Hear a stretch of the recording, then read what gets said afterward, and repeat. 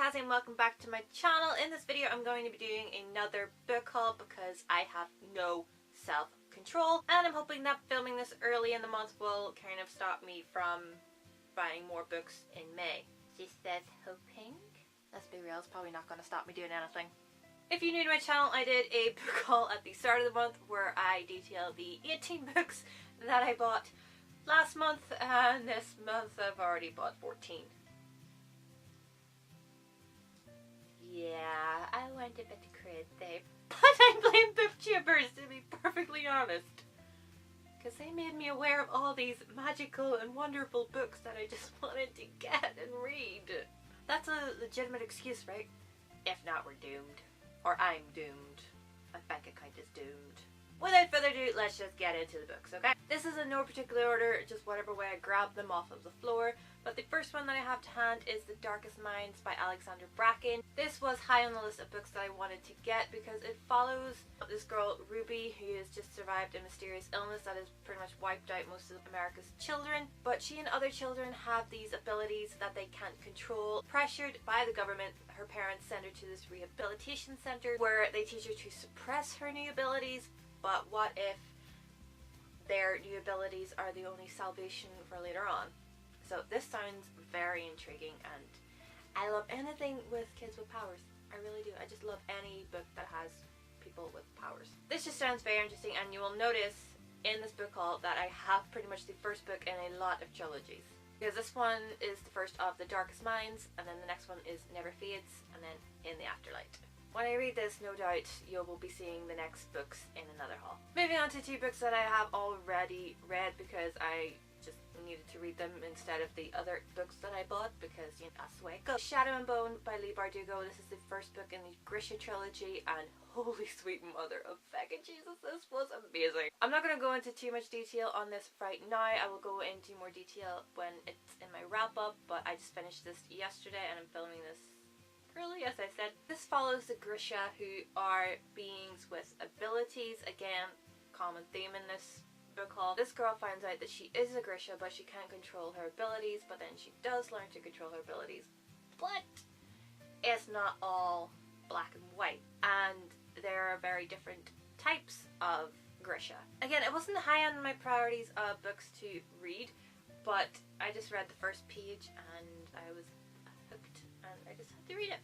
Again, first book in a trilogy, need to get the next two. Another book that I read and bought this month was The Strange and Beautiful Sorrows of Ava Lavender by Leslie Walton. I bought this because Helium Bookland recommended it and a couple of other booktubers recommended it, and they talked about it as magical realism, but nobody said it was a fairy tale until I actually finished reading it and was very confused by it. Looking back on it, I thought it was very good. I understood it a lot better once the word fairy tale was mentioned. It follows a girl, Ava Lavender, who is born with wings, and love basically curses her. Her family has been cursing her family for generations, and she wants to fit in with her peer group, but she can't because she has these wings. And her mother won't let her leave the house because she has these wings, and she doesn't want anybody to really harm her in any way because she knows it probably will happen. And so Ava's going through this thing where she's trying to realize whether or not she's a girl, whether she's an angel, what she is, or what these wings are meant for. The book cover just spoke to me because just the foiled parts of the feather were just beautiful. And it's just a beautiful, beautiful cover. And the pretty much compulsory Rick Riordan books. I've said this in every video where I mention the name Rick Riordan. I'm Irish, it's an Irish surname, that's the way we pronounce it on the island of Ireland. Okay? Moving on. So the first two books that I picked up are the first two books in the Magnus Chase and the Gods of Asgard series, The Sword of Summer and The Hammer of Thor. It really annoys me that they're two different sizes, but that's what happens when you buy them in two different places. And you know that whole thing where I said I have no self-control? Yeah. I've only read one book in the Heroes of Olympus series so far, and there's 5 of them, and then I have to get to these, and then I have to get to the next couple of books that I'll be showing you. If you don't already know, Magnus Chase is the cousin of Annabeth, who is in the Percy Jackson series, and it follows him and the gods of Asgard, you know, Odin, Loki, Thor, and all of the others, as they did with the Greek mythology, but it's just exploring another mythology. And I love that in the Heroes of Olympus series because it was merging the Greek and Roman mythologies, which I was very intrigued by and loved. she says after only reading one. And the order that I bought these two books in is The Trials of Apollo, The Dark Prophecy, Trials of Apollo, The Hidden Oracle. Yes, I bought them backwards. This one came into work, I had no self-control, and I bought it because it's hardback, and I like hardbacks. Who doesn't like hardback? But it's like the UK and Ireland are freaking allergic to hardbacks. It's impossible to get a hardback in here. Everything is like paperback. And I don't mind paperback, I really don't, but sometimes hardback is just so nice and pretty and just sturdy. Because I bought the second one, I had to buy the first one to know what happens in the second one, you know, because smart. As the title obviously suggests, it follows Apollo, the Greek god, and he is cast out of Olympus, and basically has to find his own way in the human world without his abilities. And shiny, shiny, shiny. Sorry, I'm distracted. I'm distracted. I'm distracting you with the books. Of the shiny, shiny books. Just means a lot more Rick Riordan to go through. Rick Riordan is amazing. I'll probably be reading Rick Riordan until December. Not complaining. Then the day that The Dark Prophecy came into work, I picked up Spellslinger by Sebastian de Castell. Not really any clue about this, and I just read the inside of the jacket and it sounded very intriguing, and the first page whilst I was there. Callan is moments away from facing his first Magi's duel and the start of 4 trials that will make him a spellcaster. There's just one problem. His magic is gone. That sounds very intriguing. That's pretty much all I know about it, and the cover is just beautiful. Never read anything by Sebastian de Castell, but it's just a very beautiful book. I'm looking forward to reading it. 6 left. These next 2 books I bought in Poundland because they were £1, and I can't help myself just going to the books. The next book that I picked up was West of Sunset by Stuart O'Nan. This follows F. Scott Fitzgerald as an unsure man, unsure of what he wants to do in his life, and his wife has just been consigned to an asylum, and his finances are in ruin, and he ventures out to Hollywood to try and make it as a screenwriter. Apparently through flashbacks it documents his MGM career and how he fell in love with gossip columnist Sheila Graham and begins work on The Last Tycoon and tries to maintain a semblance of family life with the absent Zelda and their daughter Scotty. I don't really know anything about F. Scott Fitzgerald beyond The Great Gatsby, and so I thought this book would be intriguing. Besides, the cover is just beautiful. See the color of my bedclothes. Purple! The other book that I picked up in Poundland is On the Blue Comet by Rosemary Wells. I'm not sure what age group this book would fall into, but it just sounded very intriguing to me. It follows boy Oliver and his father who live on Lucifer Street in Cairo, Illinois. I pretty much just wanted to pick it up because it was set in Lucifer Street. Tom Ellis is playing Lucifer on TV and he is phenomenal at it, so I fangirl, therefore I am. But the Wall Street crash meant that his father had to venture forth and try to find work, and he had to move in with his aunt. And not really much happens in that. The only person to alleviate his boredom is a guy that comes by to get food.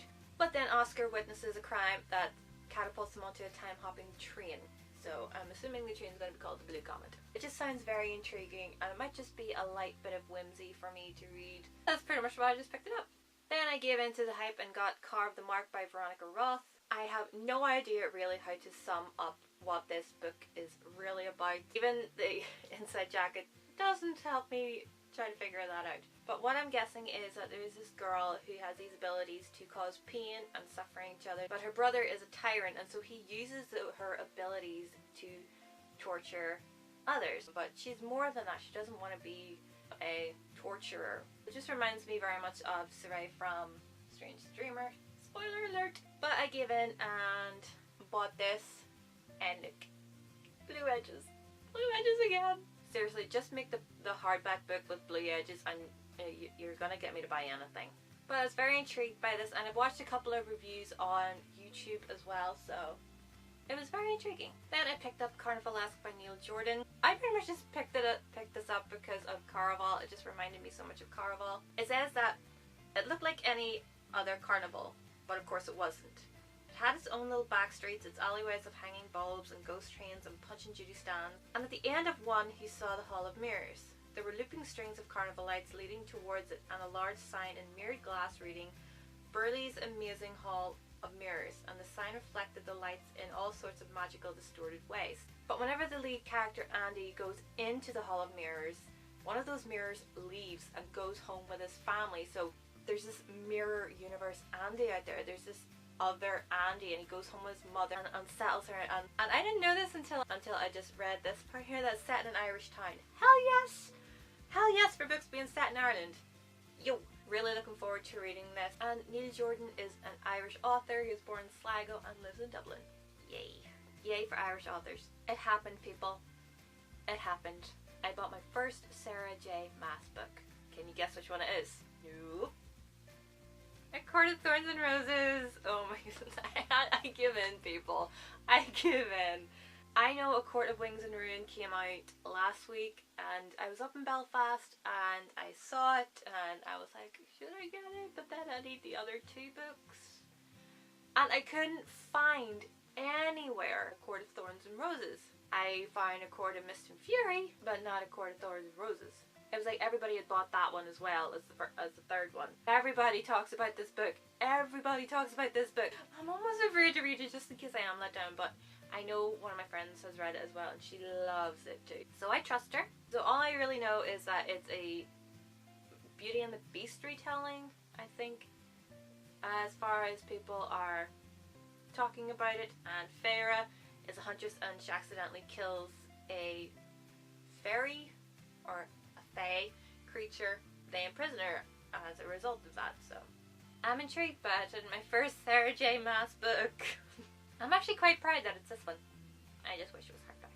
Then last but by no means least, Flame in the Mist by Renee Ahdieh.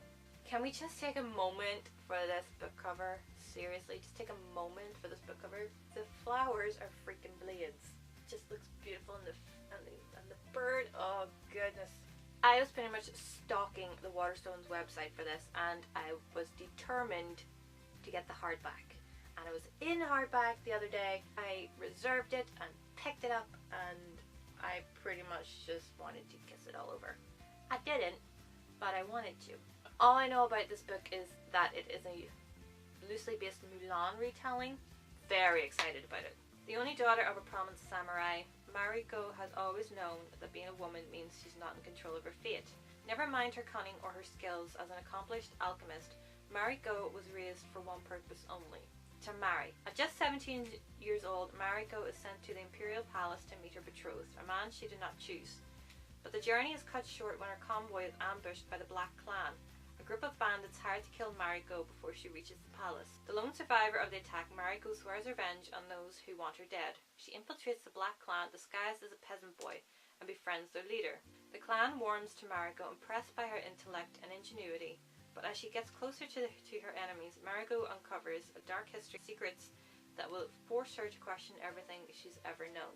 That just sounds awesome. I cannot wait to read this. It's been getting good reviews everywhere that I've looked, and again, my first book by Renee Ahdieh. I wanted to get The Wrath and the Dawn, but I wanted to read this one first. Whew. So those are all the books that I bought this month in May. I'm hoping that I won't buy any more this month because I still have pretty much a lot of these still to go through. As I said, no self-control.